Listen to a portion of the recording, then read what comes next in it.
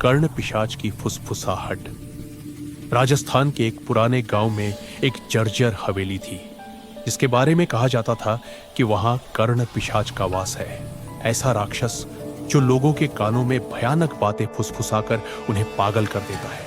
गांव के लोग रात होते ही दरवाजे बंद कर लेते थे, परंतु रवि, जो शहर से गांव घूमने आया था, इन बातों को अंधविश्वास समझता था।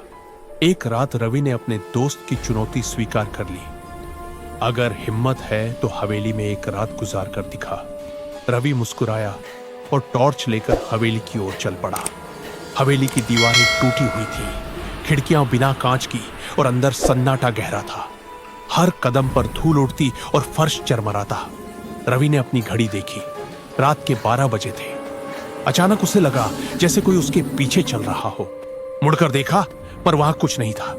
उसने खुद को समझाया कि यह उसका भ्रम है। वह मुख्य कमरे में जाकर बैठ गया। तभी हल्की हवा चली और दरवाजा खुद बंद हो गया। अचानक उसे किसी की धीमी आवाज सुनाई दी। रवि, तुझे पता है, तेरी मौत पास है।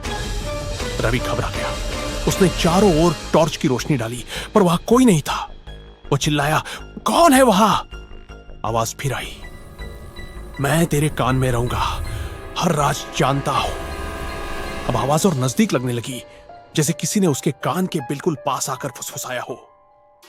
रवि ने अपने कानों को ढक लिया, लेकिन आवाज और तेज होती गई। उसके सिर में दर्द होने लगा और आंखों के सामने धुंध छा गई। उसने भागने की कोशिश की, पर दरवाजा बंद था।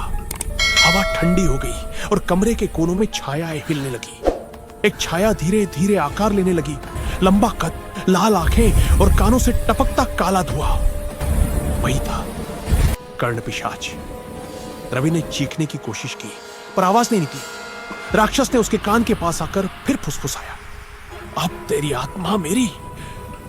रवि की आंखें पलट गई और वह जमीन पर गिर पड़ा। सुबह गांव वालों ने हवेली के अंदर उसकी लाश पाई। उसके कानों से खून बह रहा था और चेहरे पर डर की जमी हुई लकीरें थी। तब से हर रात हवेली के आसपास कोई ना कोई अजीब फुसफुसाहट सुनाई देती है। लोग कहते हैं अब कर्ण पिशाच को एक नया साथी मिल गया है।